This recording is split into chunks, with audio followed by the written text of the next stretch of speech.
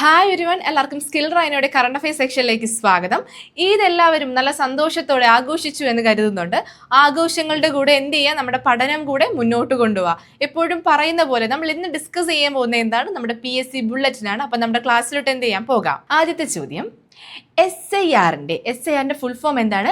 Special intensive revision. എന്താണ്? Special intensive revision. SIRന്റെ അന്തിമ വോട്ടർ പട്ടിക പ്രസിദ്ധീകരിച്ച റിപ്പോർട്ട് പ്രകാരം ഏറ്റവും കൂടുതൽ വോട്ടർമാരുള്ള കേരളത്തിലെ ജില്ല ഏതാണ്? മലപ്പുറമാണ്. ഏറ്റവും കൂടുതൽ വോട്ടർമാരുള്ള ജില്ല ഏതാണ്? മലപ്പുറമാണ്. കൂടുതൽ വോട്ടർമാരുള്ള ജില്ല മലപ്പുറമാണെങ്കിൽ കുറവുള്ളത് അറിഞ്ഞിരിക്കുക എവിടെയാണ്? വയനാടാണ്. കുറവുള്ളത് എവിടെയാണ്? വയനാടാണ്. ഇനി ഇതുമായിട്ട് ബന്ധപ്പെട്ട് ഒന്ന് രണ്ട് പോയിന്റൂടെ അറിഞ്ഞിരിക്കേണ്ടതായിട്ടുണ്ട്. ഒന്നാമത്തെ പോയിന്റ്, പ്രവാസി വോട്ടർമാർ കൂടുതലായിട്ടുള്ള ജില്ല ചോദിച്ച ഏതാണ്? കാസർഗോഡാണ്.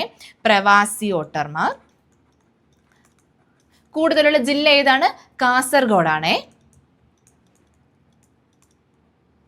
ഇനി പ്രവാസി വോട്ടർമാർ കുറവുള്ളത് എവിടെയായിരിക്കും?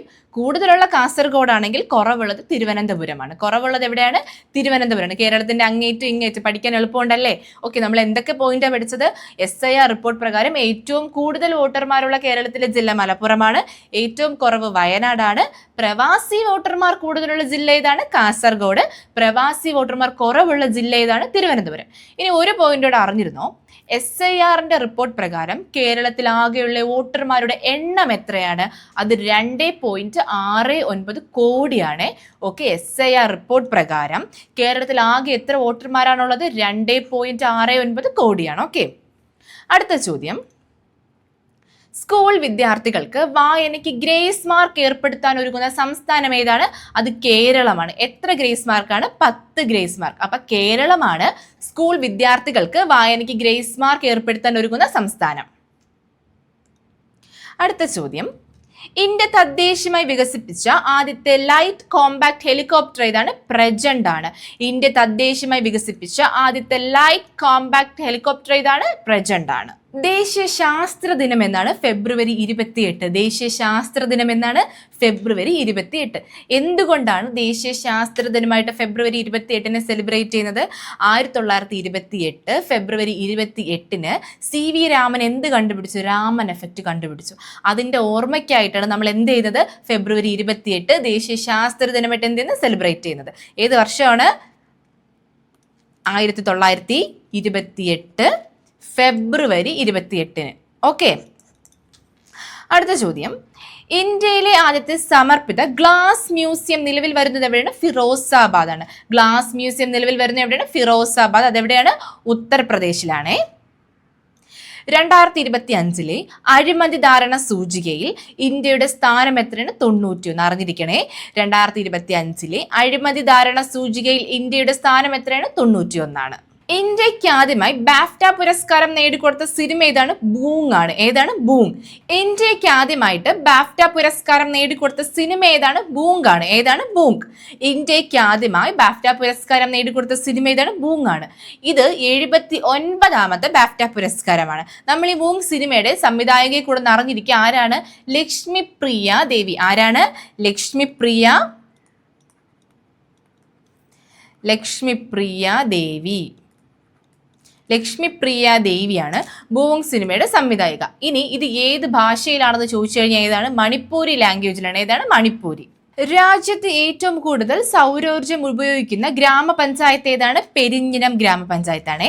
രാജ്യത്ത് ഏറ്റവും കൂടുതൽ സൗരോർജ്ജം ഉപയോഗിക്കുന്ന ഗ്രാമപഞ്ചായത്ത് ഏതാണ്? പെരിഞ്ഞനം ഗ്രാമപഞ്ചായത്ത്. ഇതുമായിട്ട് ബന്ധപ്പെട്ട ഒരു പോയിന്റോട് അറിഞ്ഞിരിക്കുക. ഇന്ത്യയിൽ ആദ്യമായി പകൽ സമയത്ത് ഉൽപ്പാദിപ്പിക്കുന്ന സൗരോർജ്ജം ലിഥിയം ബാറ്ററിയിൽ സംരംഭിച്ച് രാത്രികാലങ്ങളിൽ ഉയർന്ന വിലയ്ക്ക് KSEBക്ക് വിൽക്കുന്ന ഒരു പദ്ധതിയുണ്ട്. എന്താണെന്നറിയോ? അത് ബെസ്സാണ്. BESS. ഇതിന്റെ ഫുൾ ഫോം എന്താണ്? Battery energy storage system. എന്താണ്? Battery energy storage system. Okay, ഈ പദ്ധതി നടപ്പിലാക്കുന്ന ഗ്രാമപഞ്ചായത്ത് ഏത് തന്നെയാണ്? പെരിഞ്ഞനം ഗ്രാമപഞ്ചായത്ത് തന്നെയാണ്. ഓക്കെ, അപ്പോൾ രാജ്യത്ത് ഏറ്റവും കൂടുതൽ സൗരോർജ്ജം ഉപയോഗിക്കുന്ന ഗ്രാമപഞ്ചായത്ത് ഏതാണ്? പെരിഞ്ഞനം ഗ്രാമപഞ്ചായത്ത്. അതുപോലെ BESS ഈ പദ്ധതി നടപ്പിലാക്കുന്ന ഗ്രാമപഞ്ചായത്ത് ഏത് തന്നെയാണ്? പെരിഞ്ഞനം ഗ്രാമപഞ്ചായത്ത് തന്നെയാണ്. ഓക്കെ, അടുത്ത ചോദ്യം, രാജ്യത്തെ ആദ്യ ഹൈഡ്രജൻ ട്രെയിനിന്റെ പരീക്ഷണമോട്ടം ആരംഭിച്ചത് എവിടെയാണ്? ജിന്ദിലാണ്. എവിടെയാണ്? ജിന്ദില്. അത് എവിടെയാണ്? ഹരിയാനയിലാണ്. ജിന്ദ് മുതൽ സോണിപത്ത് വരെയാണ് 90 കിലോമീറ്റർ പാതയിലാണ് എന്ത് നടത്തിയത്? ഈ പറയുന്ന പരീക്ഷണ ഓട്ടം നടത്തിയത്. ഇന്ത്യയിലുടനീളമുള്ള 14 വയസ്സ് പ്രായമുള്ള എല്ലാ പെൺകുട്ടികൾക്കും സർക്കാർ ആരോഗ്യ കേന്ദ്രങ്ങളിൽ വിതരണം ചെയ്യുന്ന സൗജന്യ ഗർഭാശയ ക്യാൻസർ വാക്സിൻ എന്താണ്? ഗാർഡസിൽ. ഏതാണ്? ഗാർഡസിൽ. ഇന്ത്യയിലുടനീളമുള്ള 14 വയസ്സ് പ്രായമുള്ള എല്ലാ പെൺകുട്ടികൾക്കും സർക്കാർ ആരോഗ്യ കേന്ദ്രങ്ങളിൽ വിതരണം ചെയ്യുന്ന ഗർഭാശയ ക്യാൻസർ വാക്സിൻ ഏതാണ്? ഗാർഡസിൽ. ഓക്കെ. അടുത്ത ചോദ്യം, ഇന്ത്യയിലെ ആദ്യത്തെ സ്വകാര്യ ഹെലികോപ്റ്റർ നിർമ്മാണശാല സ്ഥിതി ചെയ്യുന്നവരാണ്? വെമകളാണ്. അതെവിടെയാണ്? കർണാടകയാണ്. അപ്പോൾ ഇന്ത്യയിൽ ആദ്യത്തെ സ്വകാര്യ ഹെലികോപ്റ്റർ നിർമ്മാണശാല സ്ഥിതി ചെയ്യുന്ന എവിടെയാണ്? വെമകളാണ്. അതെവിടെയാണ്? കർണാടക. 2026 ഫെബ്രുവരിയിൽ അന്തരിച്ച പ്രമുഖ സാമൂഹിക ശാസ്ത്രജ്ഞനും എഴുത്തുകാരനുമായ വ്യക്തി ആരാണ്? ടി.കെ. ഉമ്മനാണ്. ആരാണ്? ടി.കെ. ഉമ്മൻ. ഒരു പ്രത്യേകത കൂടെയുണ്ട്. 2008 എന്ത് ലഭിച്ചിട്ടുണ്ട്? 2008 പത്മഭൂഷൺ ലഭിച്ച വ്യക്തിയാണ് ടി.കെ. ഉമ്മൻ. ഓക്കെ. അപ്പൊ എന്തായിരുന്നു നമ്മുടെ ചോദ്യം? 2026 ഫെബ്രുവരിയിൽ അന്തരിച്ച പ്രമുഖ സാമൂഹ്യ ശാസ്ത്രജ്ഞനും എഴുത്തുകാരനുമായ വ്യക്തി ആരാണ്? ടി.കെ. ഉമ്മൻ. അടുത്ത ചോദ്യം, ഐക്യരാഷ്ട്രസഭയുടെ ഗ്ലോബൽ റോഡ് സേഫ്റ്റി ചാമ്പ്യൻ എന്താണ്? ഗ്ലോബൽ റോഡ് സേഫ്റ്റി ചാമ്പ്യനായി 2026 തിരഞ്ഞെടുത്ത പ്രമുഖ ഇന്ത്യൻ കായിക താരമാരാണ്? സച്ചിൻ ടെണ്ടുൽക്കർ ആണ്. എന്തായിരുന്നു നമ്മുടെ ചോദ്യം? ഐക്യരാഷ്ട്രസഭയുടെ ഗ്ലോബൽ റോഡ് സേഫ്റ്റി ചാമ്പ്യനായി 2026 തിരഞ്ഞെടുത്ത പ്രമുഖ ഇന്ത്യൻ കായിക താരമാരാണ്? സച്ചിൻ ടെണ്ടുൽക്കർ. കേരള സംസ്ഥാന റവന്യൂ സർവേ അവാർഡ് പ്രഖ്യാപന പ്രകാരം മികച്ച ജില്ലാ കളക്ടറായി തിരഞ്ഞെടുത്ത താരയാണ്? അർജുൻ പാണ്ഡ്യൻ. ആരാണ്? അർജുൻ പാണ്ഡ്യൻ. അപ്പൊ ഒരു കാര്യം കൂടെ അറിഞ്ഞിരുന്നോ? അങ്ങനെയാണെങ്കിൽ മികച്ച ജില്ലാ കളക്ടറേറ്റ് ഏതാണ്? തിരുവനന്തപുരമാണ്. ഏതാണ്? തിരുവനന്തപുരം. ഗുരുവായൂർ ദേവസ്വത്തിന്റെ 2026 ജ്ഞാനപ്പാന പുരസ്കാരം അർഹനായത് ആരാണ്? വൈക്കം രാമചന്ദ്രൻ. ആരാണ്? വൈക്കം രാമചന്ദ്രൻ. ഗുരുവായൂർ ദേവസ്വത്തിന്റെ 2026 ജ്ഞാനപ്പാന പുരസ്കാരത്തിന് അർഹനായത് ആരാണ്? വൈക്കം രാമചന്ദ്രൻ. 2026 ജ്ഞാനപ്പാന പുരസ്കാരം പഠിക്കുന്നതിനോടൊപ്പം തന്നെ നമ്മൾ 2025 2024 കൂടെ അറിഞ്ഞിരിക്കുക. 2025 ലഭിച്ചത് ആർക്കാണെന്ന് അറിയാമോ? Professor KP Sankaran. ആർക്കാണ്? Professor KP Sankaran. ഇനി 2024 കൂടെ അറിഞ്ഞിരിക്കണേ. രാധാകൃഷ്ണൻ കാക്കശ്ശേരി. ആർക്കാണ്? രാധാകൃഷ്ണൻ കാക്കശ്ശേരി. ഇതിന്റെ ബാക്കിയാട്ടോ ഇവിടെ എഴുതിയിരിക്കുന്നത്. അപ്പോൾ 2026 ജ്ഞാനപ്പാന പുരസ്കാരം കിട്ടിയത് ആർക്കാണ്? വൈക്കം രാമചന്ദ്രനാണ്. 2025 പ്രൊഫസർ KP ശങ്കരൻ. 2024 ആർക്കാണ്? രാധാകൃഷ്ണൻ കാക്കശ്ശേരി. ഓക്കെ. അടുത്ത ചോദ്യം, റിസർവ് ബാങ്കിന്റെ രണ്ടാമത്തെ സുരക്ഷിത ഡേറ്റാ സെന്റർ സ്ഥാപിച്ചത് എവിടെയാണ്? ഒഡീഷയിലാണ്.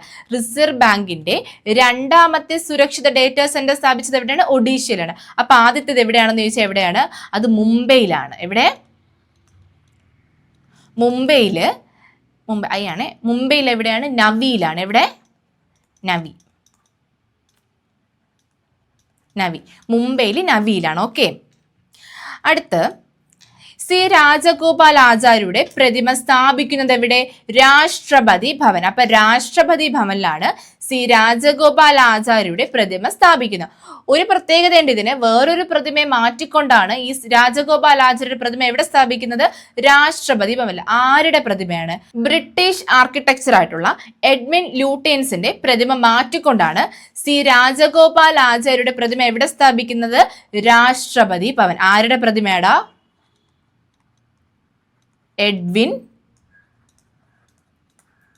ലൂട്ടിയൻസ്. ഓക്കെ. എഡ്വിന്റെ പ്രതിമ മാറ്റിയിട്ടാണ് രാജഗോപാലാചാര്യരുടെ പ്രതിമ സ്ഥാപിക്കുന്നത്. ഈ രാജഗോപാലാചാര്യക്ക് 1954 എന്ത് ലഭിച്ചിട്ടുണ്ട്? ഭാരത് രത്ന ലഭിച്ചിട്ടുണ്ട്. 1954 3 പേർക്കാണ് ഭാരത് രത്ന ലഭിച്ചത്. അതിൽ ഒരാളാണ് സി രാജഗോപാലാചാരി. അതിൽ ബാക്കി 2 പേര് ആരൊക്കെയായിരുന്നു? CV രാമനും S രാധാകൃഷ്ണനാണ്. ഓക്കെ. ജസ്റ്റ് ഒന്ന് അറിഞ്ഞിരിക്കണേ അത്. അടുത്ത ചോദ്യം, കേരളത്തിൽ പഞ്ചായത്തി രാജ് ദിനമായി ആഘോഷിക്കുന്ന എന്നാണ് ഫെബ്രുവരി 19. ഇമ്പോർട്ടന്റ് ആണ്. പഞ്ചായത്തി രാജ്, കേരളത്തിൽ പഞ്ചായത്തി രാജ് ദിനമായി ആഘോഷിക്കുന്ന എന്നാണ് ഫെബ്രുവരി 19. ഇന്റർനാഷണൽ മദർ ലാംഗ്വേജ് ഡേ എന്നാണ് ഫെബ്രുവരി 21. ഇന്റർനാഷണൽ മദർ ലാംഗ്വേജ് ഡേ എന്നാണ് ഫെബ്രുവരി 21. ഇതിനൊരു പ്രമേയമുണ്ട് 2026. ഇതിന്റെ പ്രമേയം എന്താണ്? Youth voices on multilingual education. എന്താണ് ഇതിന്റെ പ്രമേയം? Youth voices on multilingual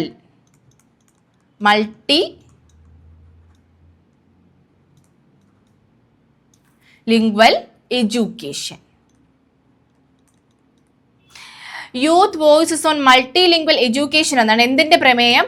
international mother language ഡേയുടെ 2026 പ്രമേയം. ഓക്കെ, അടുത്ത് നിള ഹെറിറ്റേജ് മ്യൂസിയം സ്ഥിതി ചെയ്യുന്ന എവിടെയാണ്? പൊന്നാനിയിലാണ്.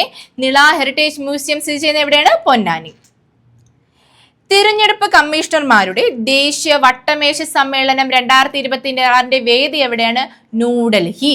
തിരഞ്ഞെടുപ്പ് കമ്മീഷണർമാരുടെ ദേശീയ വട്ടമേശ സമ്മേളനം 2026 വേദി എവിടെയാണ്? ന്യൂഡൽഹി.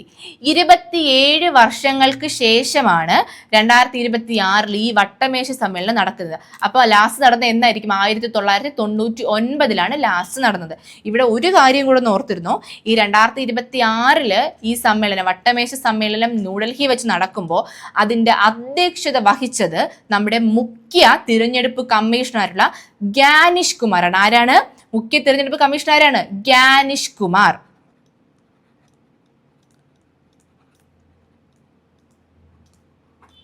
ഓക്കെ, അപ്പോ തിരഞ്ഞെടുപ്പ് കമ്മീഷണർമാരുടെ ദേശീയ വട്ടമേശ സമ്മേളനം 2022 വേദി എവിടെ? ന്യൂഡൽഹി. അടുത്ത ചോദ്യം, കേരളത്തിന്റെ ഔദ്യോഗിക പേര് എല്ലാ ഭാഷയിലും കേരള എന്ന് മാറ്റി കേരളം എന്നാക്കുന്നതിനുള്ള പ്രമേയം നിയമസഭ പാസ്സാക്കിയതെന്നാണ്? സംസ്ഥാന നിയമസഭ പാസ്സാക്കിയതെന്നാണ്? 2024 ജൂൺ 24. അപ്പോൾ കേരളത്തിന്റെ ഔദ്യോഗിക പേര് എല്ലാ ഭാഷയിലും കേരള എന്ന് മാറ്റി കേരളം എന്നാക്കുന്നതിനുള്ള പ്രമേയം സംസ്ഥാന നിയമസഭ പാസ്സാക്കിയതാണ് 2024 ജൂൺ 24. ഇത് ഏത് ആർട്ടിക്കിൾ പ്രകാരമാണ്? ആർട്ടിക്കിൾ 3 പ്രകാരമാണ്. ആർട്ടിക്കിൾ 3 പ്രകാരമാണ്. അവസാനമായിട്ട് ഒരു സംസ്ഥാനത്തിന്റെ പേര് മാറ്റിയത് 2011. ലാസ്റ്റ് മാറ്റിയത് ഏത് സംസ്ഥാനമാണ്? ഒറീസയെ ഒഡീഷയ്ക്ക് എന്താക്കി? ഒറീസ എന്നതിനെ ഒഡീഷ എന്നാക്കി. ഒഡീഷ എന്നാക്കി. ഓക്കെ, അത് ലാസ്റ്റ് എന്നായിരുന്നു? 2011. നമ്മുടെ അടുത്ത ചോദ്യം, 2026 ഫെബ്രുവരിയിൽ ഇസ്രായേൽ പാർലമെന്റിന്റെ പരമോന്നത ബഹുമതിയായ സ്പീക്കർ ഓഫ് നെസെറ്റ്, എന്താണ്? സ്പീക്കർ ഓഫ് നെസെറ്റ് മെഡലിന് അർഹത നേടിയത് ആരാണ്? നരേന്ദ്രമോദിയാണ്. ആരാണ്? നരേന്ദ്രമോദി. ആരാണ് കൊടുത്തത്? ഇസ്രായേൽ ആണ് കൊടുത്തത്. എന്തായിരുന്നു ചോദ്യം? 2026 ഫെബ്രുവരിയിൽ ഇസ്രായേൽ പാർലമെന്റിന്റെ പരമോന്നത ബഹുമതിയായ സ്പീക്കർ ഓഫ് നെസെറ്റ് മെഡൽ അർഹതരായത് ആരാണ്? നരേന്ദ്രമോദി. ഈ പുള്ളിക്കാരൻ, നമ്മൾ നരേന്ദ്രമോദിയെ പറ്റി ഒരു പോയിന്റ് കൂടെ അറിഞ്ഞിരുന്നോ? ലോകത്ത് ഇൻസ്റ്റഗ്രാമിൽ ഏറ്റവും കൂടുതൽ ഫോളോവേഴ്സ് ഉള്ള ലോക നേതാവ് എന്ന പദവി കൂടെ ആർക്കുണ്ട്? നമ്മുടെ നരേന്ദ്രമോദിക്കുണ്ട്. ഓക്കെ, അപ്പൊ സ്പീക്കർ ഓഫ് ദി നെസെറ്റ് ലഭിച്ചത് ആർക്കാണ്? നരേന്ദ്രമോദി. ആരാണ് നൽകിയത്? ഇസ്രായേൽ. ഇസ്രായേലിന്റെ പരമോന്നത ബഹുമതിയാണ് speaker of the Knesset. Okay, അടുത്ത്, വിൽപ്പനയ്ക്കെത്തുന്ന മുട്ടയുടെ മേൽ കോഴി ആ മുട്ടയിട്ട തീയതിയും മുട്ടയുടെ എക്സ്പയറി തീയതിയും രേഖപ്പെടുത്തണമെന്ന് നിയമം പാസ്സാക്കിയ സംസ്ഥാനം ഏതാണ്? ഉത്തർപ്രദേശാണ്. വിൽപ്പനയ്ക്കെത്തുന്ന മുട്ടയുടെ മേൽ കോഴി ആ മുട്ടയിട്ട തീയതിയും മുട്ടയുടെ എക്സ്പയറി തീയതിയും രേഖപ്പെടുത്തണമെന്ന് നിയമം പാസ്സാക്കിയ സംസ്ഥാനം ഏതാണ്? ഉത്തർപ്രദേശാണ്. ഓക്കെ, ഇനി നമുക്ക് കുറച്ച് പദ്ധതികളാണ് ഡിസ്കസ് ചെയ്യാനുള്ള. അപ്പൊ ആദ്യത്തെ പദ്ധതി, കുറ്റകൃത്യങ്ങളിൽ കുടുങ്ങിയ കുട്ടികൾക്ക് കരുതൽ ഒരുക്കുന്ന വനിതാ ശിശു വികസന വകുപ്പിന്റെ പദ്ധതി ഏതാണ്? കാവലാണ്. കുറ്റകൃത്യങ്ങളിൽ കുടുങ്ങിയ കുട്ടികൾക്ക് കരുതൽ ഒരുക്കുന്ന വനിതാ ശിശു വികസന വകുപ്പിന്റെ പദ്ധതിയാണേത്? കാവൽ. രാത്രിയിൽ യാത്ര ചെയ്യുന്ന സ്ത്രീകളുടെ സുരക്ഷയ്ക്കായി കേരള പോലീസ് നടപ്പാക്കുന്ന പദ്ധതിയാണ് നിർഭയ നിശ പദ്ധതി. നിർഭയ നിശ പദ്ധതി. രാത്രിയിൽ യാത്ര ചെയ്യുന്ന സ്ത്രീകളുടെ സുരക്ഷയ്ക്ക് ആര് നടത്തുന്ന പദ്ധതി?